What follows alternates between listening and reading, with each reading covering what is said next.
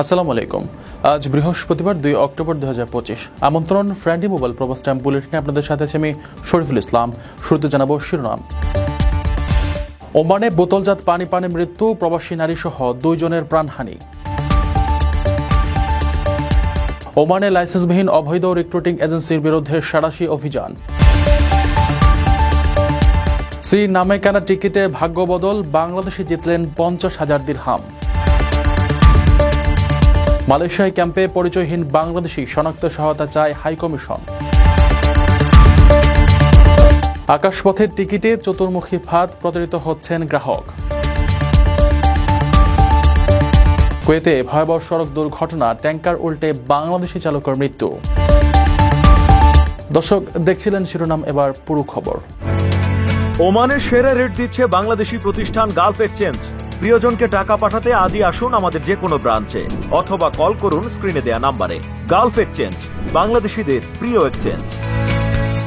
ওমানের সোয়াইক এলাকায় Uranus star ব্র্যান্ডের দূষিত বোতলজাত পানি পান করে এক প্রবাসী নারী সহ 2 জনের মৃত্যু হয়েছে। ল্যাব পরীক্ষায় পানিতে বিষক্রিয়ার প্রমাণ মিলেছে। কর্তৃপক্ষ প্রবাসী ও জনসাধারণকে সতর্ক করে এই ব্র্যান্ডের বোতলজাত পানি খাওয়া থেকে বিরত থাকার আহ্বান জানিয়েছে। ওমানের সোয়াইক এলাকায় ইরানের ইউরেনাস স্টার ব্র্যান্ডের দূষিত বোতলজাত পানি পান করে এক প্রবাসী নারী সহ 2 জনের মৃত্যু হয়েছে। রয়্যাল ওমান পুলিশ জানিয়েছে, এই ঘটনায় প্রথমে ওই নারীর মৃত্যু হয় এবং পরে হাসপাতালে চিকিৎসাধীন অবস্থায় আরেক ওমানি নাগরিক মারা যান।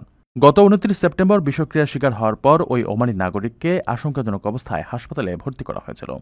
পুলিশ বুধবার 1 অক্টোবর এক বিবৃতিতে তার মৃত্যুর খবর নিশ্চিত করে। এর আগেই ল্যাবরেটরি পরীক্ষায় পানিতে ক্ষতিকর উপাদানের উপস্থিতি প্রমাণিত হয়েছিল। এই ঘটনার পরিপ্রেক্ষিতে ওমান কর্তৃপক্ষ দ্রুত পদক্ষেপ গ্রহণ করেছে।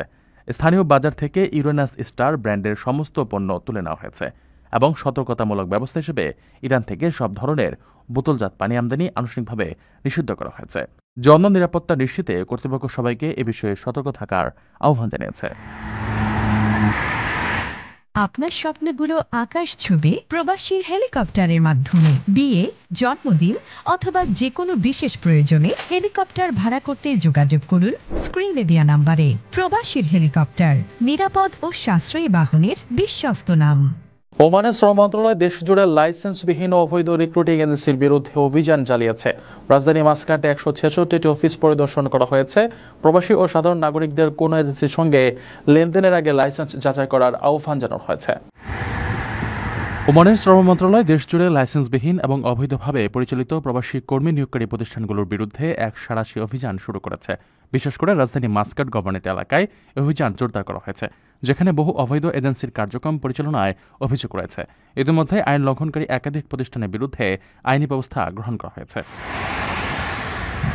শ্রম মন্ত্রণালয়ের অধীনস্থ শ্রম পরিদর্শন বিভাগের নেতৃত্বে পরিচালিত এই অভিযানে এখন পর্যন্ত 116টি রিক্রুটিং অফিস পরিদর্শন করা হয়েছে।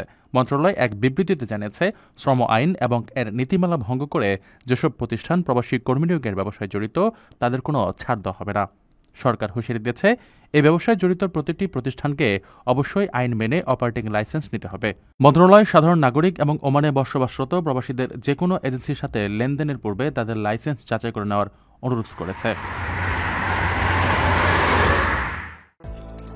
ওমানের মাসকাটে একটি প্রসিদ্ধ কার ওয়াশ কোম্পানিতে জরুরি ভিত্তিতে শ্রমিক নিয়োগ দেওয়া হচ্ছে। ভিসা পরিবর্তন খরচ সহ ওমানের শ্রম আইন অনুযায়ী সকল সুবিধা মিলবে। আগ্রহীরা যোগাযোগ করুন স্ক্রিনে দেয়া নাম্বারে। সংযুক্ত আরব আমিরাতের আল আইন শহরে এক বাংলাদেশি রেস্তোরাঁ ব্যবসায়ী বিগ টিকিট লটারিতে 50,000 দিরহাম জিতেছেন। বিজয়ী টিকিটটি তার স্ত্রীর নামে কেনা হয়েছিল। তিনি বিগত 2 বছর ধরে নিয়মিত বিগ টিকিট কিনে আসছিলেন। সংযুক্ত আরব আমিরাতের আল আইন শহরে বসবাসকারী এক বাংলাদেশি রেস্তোরাঁ ব্যবসায়ী বিগ টিকিট লটারিতে 50,000 দিরহাম জিতেছেন। স্ত্রীর নামে কেনা একটি টিকিটের মাধ্যমে তিনি এই পুরস্কার লাভ করেন, যা তার 2 বছরের চেষ্টার পর ভাগ্য খুলে দিয়েছে। 43 বছর বয়সী এই প্রবাসী গত 16 বছর ধরে সংযুক্ত আরব আমিরাতে বসবাস করছেন এবং বিগত 2 বছর ধরে নিয়মিত বিগ টিকিট কিনে আসছিলেন। এবার তিনি তার স্ত্রী ফারহান আক্তারের নামে 032108 নম্বরের টিকিটটি কেনেন, যা তাকে বিজয়ী করে। লটারি শো থেকে ফোন করে তাকে এই সুখবর জানানো হলে তিনি আনন্দে আপ্লুত হয়ে বলেন, আমি খুব খুশি, এবার স্ত্রীর নামে টিকিট কিনেছিলাম। তিনি জানান, পুরস্কারের এই অর্থ তিনি তার রেস্তোরাঁর ব্যবসায় বিনিয়োগের পাশাপাশি নিজের এলাকার মানুষদের সাহায্যেও ব্যয় করবেন। আকর্ষণীয় রেট ও দারুণ সব ডাটা বান্ডেল পেতে আজই ব্যবহার করুন ফ্রেন্ডলি সিম। মালয়েশিয়ার জোহর বারোতে ক্যাম্পে আটক এক অসুস্থ বাংলাদেশি প্রবাসীর পরিচয় শনাক্ত করা যাচ্ছে না। কথা বলা ও লেখার অক্ষমতার কারণে তার সঠিক পরিচয় শনাক্ত করা সম্ভব হচ্ছে না, যার ফলে দেশে ফেরত প্রক্রিয়া আটকে গেছে। মালয়েশিয়ার জোহর বাহরুর পেকান নানাস ক্যাম্পে আটক এক অসুস্থ বাংলাদেশি প্রবাসীর পরিচয় শনাক্ত করা যাচ্ছে না। অসুস্থতার কারণে তিনি কথা বলতে বা লিখতে পারছেন না, ফলে তার নাম বা ঠিকানা জানা সম্ভব হচ্ছে না এবং তাকে দেশে ফেরত পাঠানোর প্রক্রিয়াও আটকে আছে। এই পরিস্থিতিতে বাংলাদেশ হাইকমিশন প্রবাসী বাংলাদেশিদের কাছে তার পরিচয় শনাক্তে জরুরি সহায়তা চেয়েছে। বুধবার 1 অক্টোবর হাইকমিশনের অফিসিয়াল ফেসবুক পেজে প্রকাশিত এক বিজ্ঞপ্তিতে এই তথ্য জানানো হয়। বিজ্ঞপ্তিতে বলা হয়, সম্প্রতি ক্যাম্পে কনসুলার সেবা কার্যক্রম পরিচালনার সময় কর্মকর্তারা ওই ব্যক্তিকে খুঁজে পান। তার কাছে থাকা কার্ড ও নথি যাচাই করেও কোনো তথ্য সংগ্রহ করা যায়নি। হাইকমিশন প্রবাসী বাংলাদেশি সম্প্রদায়ের প্রতি আহ্বান জানিয়ে বলেছে, যদি কোনো ব্যক্তি ভিডিওতে থাকা ওই ব্যক্তিকে শনাক্ত করতে পারেন বা তার আত্মীয়স্বজন সম্পর্কে কোনো তথ্য জানেন, তবে তা দ্রুত বাংলাদেশ হাইকমিশনে জানানোর জন্য অনুরোধ করা হয়েছে। পরিচয় নিশ্চিত হলেই তাকে দেশে পাঠানোর পরবর্তী পদক্ষেপ গ্রহণ করা সম্ভব হবে। প্রিয় প্রবাসী, আপনার নিরাপদ ভবিষ্যতের জন্য অর্ধেক দামে আজই ফ্ল্যাট বুকিং করুন। ঢাকায় প্রবাসী সিটি দিচ্ছে সীমিত সময়ের স্পেশাল অফার। জমিও ফ্ল্যাট একসাথে। যোগাযোগ করুন স্ক্রিনে দেওয়া নম্বরে। সরকারি প্রতিবেদনে দেখা গেছে, এয়ারলাইন্স ও কিছু ট্রাভেল এজেন্সির যোগসাজশে কৃত্রিম সংকট তৈরি করে টিকিট ব্লক করা হয় এবং পরে তা উচ্চ মূল্যে বিক্রি করা হয়। এ ধরনের কৌশলের ফলে যাত্রীরা প্রতারিত হচ্ছেন। এয়ারলাইন্স ও ট্রাভেল এজেন্সির যোগসাজশে চতুর্মুখী কারসাজির মাধ্যমে আকাশপথের যাত্রীরা টিকিটের জন্য অতিরিক্ত অর্থ গুনতে বাধ্য হচ্ছেন বলে সরকারের একটি সংস্থার প্রতিবেদনে উঠে এসেছে। কৃত্রিম সংকট তৈরি, টিকিট ব্লক করা এবং গ্রুপে কিনে উচ্চমূল্যে বিক্রির মতো কৌশলের মাধ্যমে এই প্রতারণা চলছে। সম্প্রতি অনলাইন প্ল্যাটফর্ম ফ্লাইট এক্সপার্ট গ্রাহকদের টাকা আত্মসাৎ করে বন্ধ হয়ে যাওয়ার পর বিষয়টি আবারও সামনে এসেছে। প্রতিবেদনে বলা হয়, বিদেশি এপিআই ব্যবহার করে অবৈধভাবে টিকিট বিক্রি করে বিদেশে অর্থ পাচার করা হচ্ছে, যা ঢাকা ও কলকাতার মতো নিকটবর্তী শহর থেকে একই গন্তব্যে টিকিটের দামে বিশাল ব্যবধান তৈরি করছে। এ চক্রে কিছু এয়ারলাইন্স, অসাধু ট্রাভেল এজেন্সি এবং বিদেশি বিমান সংস্থার কর্মকর্তারাও জড়িত বলে উল্লেখ করা হয়। এই নৈরাজ্য বন্ধে সরকার ডিজিটাল ট্রেড অ্যাক্ট প্রণয়ের উদ্যোগ নিয়েছে, যার অধীনে একটি অনলাইন ট্রানজিট পয়েন্ট গ্রাহকদের অর্থ সুরক্ষিত রাখবে।